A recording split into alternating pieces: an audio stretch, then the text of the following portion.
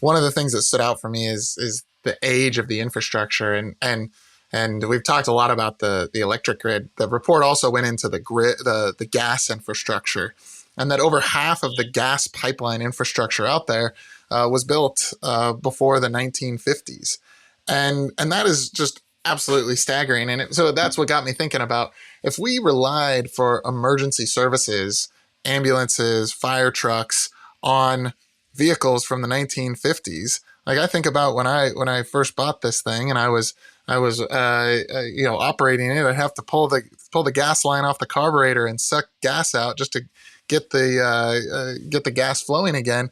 That's what we're doing with our businesses, is this old infrastructure and relying on the lifeblood of them. The grid just got a D plus rating, Dan. Whew. Bit of a shocker. I think wake up every morning, read the news, and I think every day feel like I'm bombarded with discussions about power generation. Should we be using coal, nuclear, gas, renewables? But actually what no one's talking about is the quality of how we deliver that power through our transmission distribution infrastructure. And at a time when power demands are going through the roof and prices are rising and outages are increasing, there is one common denominator, and that is the grid. And so I think we should dig in today to the latest report that has been issued by the Society of Civil Engineers. We'd love to learn about who they are and why they do it. But before we do, how are you? Quite well. I was, when reading this report, a little disappointed in the poor, studentship, if you will, of getting such a bad grade. But we'll get into that in a second. It's been a great couple weeks, as you know. We had a birthday in our household. My older son just turned 5, so it was a big kind of milestone of a birthday. We are now officially riding a bike, which is something that I've been Nice. looking forward to for years. And when Mega we've gone, milestone. yeah, exactly. And when we've gone, walking and hiking on some of our trails and seeing mountain bikers, like, look, the quicker you can learn how to ride this thing, the quicker we can get out here and do this. So, yeah, it's been super fun. We just had his big birthday party yesterday or 2 days ago, and yeah, it was a big hit. It was a bit of a Western theme, so we had a good time. How about yourself? That's great. Well, we've definitely enjoyed being out on the bike. Mel and I got out together this weekend, which has become a bit of a rarity, but it was super nice to have a bit of a date ride together. But I've also been doing a bit of travel around Ethan's soccer schedule. It's intense, 6 days a week right now, but I managed to bounce out to Houston and catch the rodeo with a few friends in from England and who live in Houston. Super awesome, crazy seeing those animals, the power they have, and the ability to stay on them and look good in the process. So always a pleasure to see something random, fun, and hang out with friends. Absolutely. Well, let's dig in because Yeah. this is an important episode and one that only comes about every 4 years. So first, who are who is the Society of Civil Engineers? This is an organization that was founded in 1852, and it's the country's oldest national engineering organization. It represents more than 160,000 civil engineers in private practice, government, industry, and academia who are dedicated to advancing the science and profession of civil engineering and protecting public health, safety, welfare. Really, the organization stands at the forefront of a profession that plans, designs, constructs, and operates society's economic and social engine, which is the built environment, while protecting and restoring the natural environment at the same time. ASCE and its members have long advocated for the care of the nation's infrastructure. And so really this report card that they put together every 4 years is kind of one of the embodiments of this. And so I'll take an excerpt from the report card that gives a little bit more background. So it says America's infrastructure is the foundation on which our national economy, global competitiveness, and quality of life depend. While often taken for granted when it is working properly, every American household or business immediately feels the impact of just one inefficiency or failure of our built environment. Our infrastructure includes an interconnected system of highways, streets, public buildings, mass transit, ports, airports, inland waterways, water systems, waste facilities, the electric grid, broadband networks, dams, levees, and other public and private facilities. And maintaining these networks is essential to meet economic demands and protect public health and safety. For American businesses to thrive, we need a first-class infrastructure system that works seamlessly. And when you think about infrastructure, like that is a pretty mind-blowing interconnectedness of all these things. But one of the things that sits at the center of it is energy. And so, really, this report card, the first one was issued in 1998. And really since then it's been released every 4 years, since really 2001. I guess it's been released every 4 years using a simple A through F school report card type format. And the 2025 report card for America's infrastructure examines all of those key areas and the infrastructure conditions and needs, and it assigns grades and then makes recommendations for how to improve across these 18 categories of infrastructure. We're not going to get into all 18. We're really going to focus on one, which is energy. But first, the overall report card, so America's infrastructure as a whole, actually improved. So the grade went from a C minus to a C, which is a bit of a bummer that's where we're at as a country and society. But and those grades range from a B, so the best being a B, and that was for our ports, all the way down to a D, so the lowest was a D, and that the two that got Ds were stormwater and transit. Our focus today of energy in the grid, not much better. Unfortunately, it went down from a C minus to a D plus.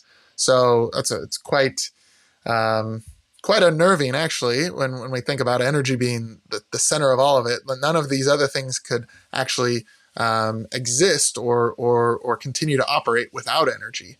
And so one of the primary highlights of this report was that the load growth that we're experiencing and will continue to experience. And a couple facts that stood out were the fact that electrification in data centers will double their demand from 17 gigawatts in 2022 to 35 gigawatts in 2030, which is a pretty staggering number. And that by 2034, our summer and winter peak demands are expected to increase 15 and 18% respectively, which means that our delivery infrastructure needs to be able to handle all this additional load. And so, Gareth, maybe you can share a bit more on that delivery infrastructure. Yeah, I think if Ethan came home with a D plus scorecard, we would not be happy parents. And I think we should all be feeling the same, because infrastructure is the backbone of the entire economy. And it's huge and it's significant. I think some of the stats that stood out for me from the report, I think we all have some feeling of how vast this infrastructure system is, but energy is channeled through 600,000 miles of transmission lines and more than 5.5 million miles of local distribution lines. So they And got that 5.5 million? million miles, yeah. And that requires 180 million poles to keep all of the transmission distribution wires held up. So you can see there is a huge amount of infrastructure to manage. And the bit that allows us to increase or decrease the voltage accordingly are substations. There's 79,000 of them. There's 60 million transformers, Dan, which could triple by 2050. And we've talked about the age of transformers in the past. The average transformer life is 40 years old, well past its 25-year life.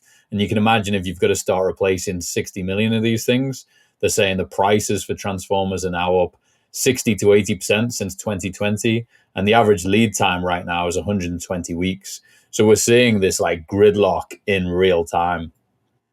We've seen 92% of disruptions to our energy system through the distribution system.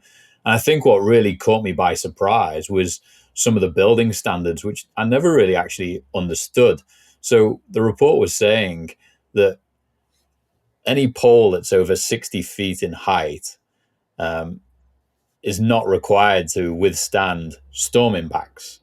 And in both Louisiana and New York, with the Katrina and the Superstorm Sandy events, they lost 155,000 distribution poles.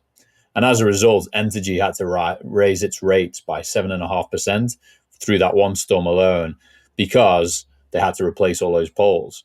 But because they need to replace the infrastructure super quickly after an event, the building codes do not require them to replace them with stronger poles. So they're just replaced with like for like, which are subject to failures. So I think it's kind of really interesting when we think about the resiliency of the infrastructure. And all of this is happening while our power generation capacity is actually being retired. So NERC estimates by 2032, there'll be 88 gigawatts of fossil and nuclear capacity that will come offline. And we have lots and lots of renewables and gas plants in the interconnection queue to connect to the grid to sort of backfill that lost capacity and try and meet some of this demand. But that queue has grown by over 30%. And it's now, months to years to connect to almost any part of the grid. So, we've got all these constraints all coming at the same time. And what it ultimately leads to is there's a huge funding gap in the US to maintain this infrastructure just to meet today's requirements, let alone meet the scaling requirements. And that deficit currently sits at about 578 billion from what we're spending today to where we need to get it to. And so I think the kind of key to this is energy drives everything. It drives economic prosperity, economic security, sovereignty for the businesses we support, profitability. And unfortunately, one of my big whys was seeing firsthand what happens when we don't have access to power. And this was through my time in Iraq, where I got to see on the ground the infrastructure was decimated at the end of the Iraqi Gulf War. And the local populace were surviving on 2 to 4 hours of power a day. Those who were super lucky had diesel gensets for backup, but there was no business activity. The economy was crushed. You can't run a business with 2 to 4 hours of power a day. Trying to survive in 120-degree heat without air conditioning is brutal. And so people were literally turning to mortar attacking the base to be paid to feed their families and put diesel in their generators. And so when we lose access to reliable and affordable power, bad things can happen super quickly. And I think, it sounds like an extreme case, but this is the reality. We just saw Chile lose power to 98% of their population due to a grid failure. We see South Africa with rolling blackouts every day because of grid failure. These are not extreme cases if we do not support the infrastructure. And I think when I try and make this feel a bit more tangible for myself, it'd be like me trying to watch my Netflix shows with dial-up internet. That's the equivalent of where we're at today. It's kind of shocking.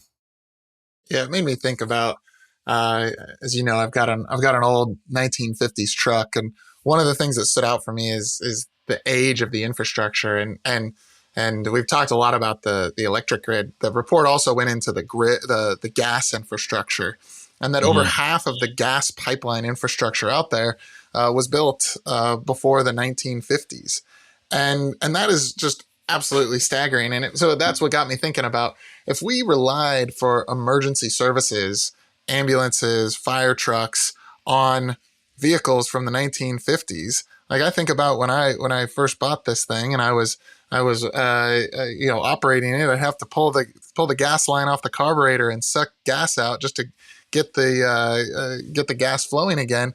That's what we're doing with our businesses, is this old infrastructure and relying on the lifeblood of them. So I agree with you. Heathrow, add that to the list. We Yep. just saw Heathrow go down. So we see some major knock-on effects of all this. So uh, all of that said, the solution's already here. It's right in front of us. On-site energy really eliminates the need for all of this delivery infrastructure.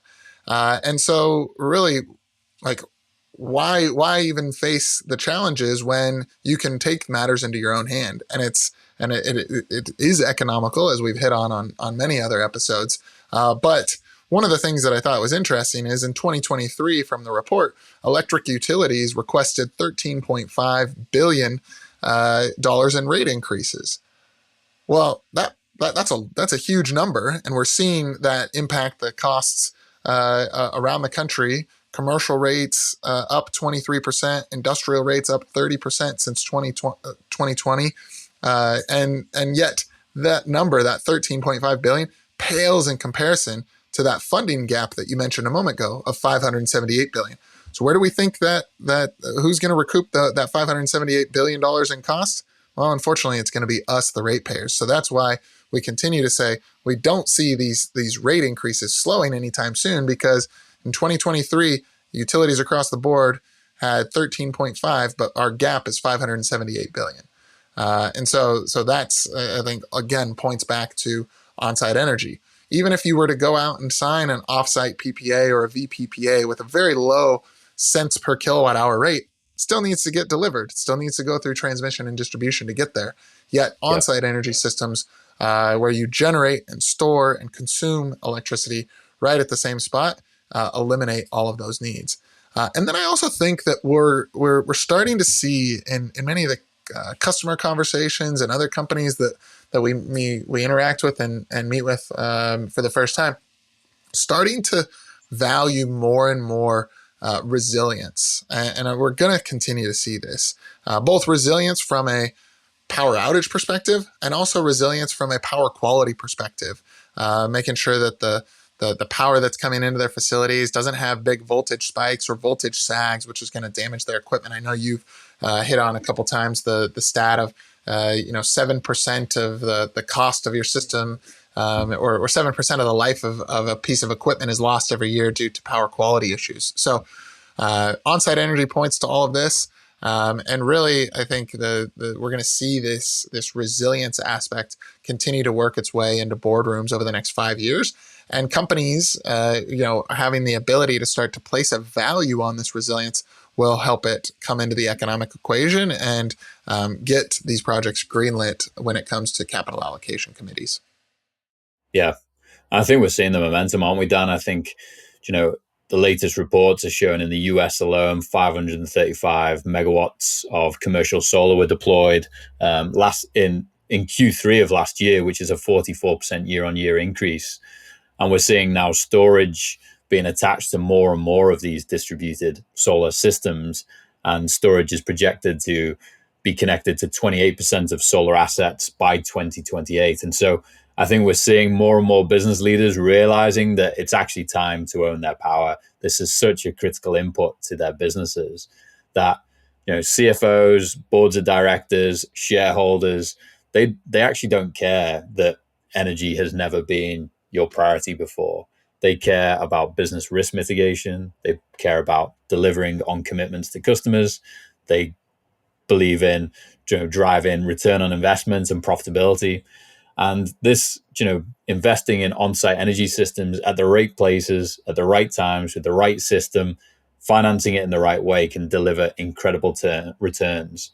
And it's all about lowering those operating costs, having that resilience, having the independence from the grid such that you can use the grid when it's cleanest, most available and cheapest, and having that competitive advantage on a regional and global scale. We're seeing such a disparity in rates around the world. And, I think Germany's been in the press time and time again because they've only grown 1.6% as an economy in the last since 2017 versus the whole of the EU, which has grown on average by about 9.5%. And a big part of this is energy prices are too high and businesses are either shutting down operations or sending them to other countries. Here in the US, we've talked about this before, 14 cents a kilowatt hour. In China, it's 9 cents, projected to go to 7 cents. So in order to be competitive, we have to have that clean, cheap, reliable power. So I think the call out to everyone is, get proactive, get on the front foot, manage your risks, maximize your upside. Don't just survive, thrive.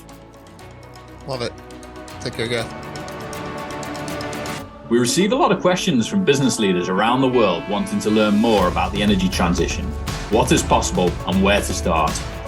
So to help you stay informed and up to date on best practices, opportunities, risks and success stories, we created an industry newsfeed at VECKTA.com/news with all our podcasts, blogs and newsletter.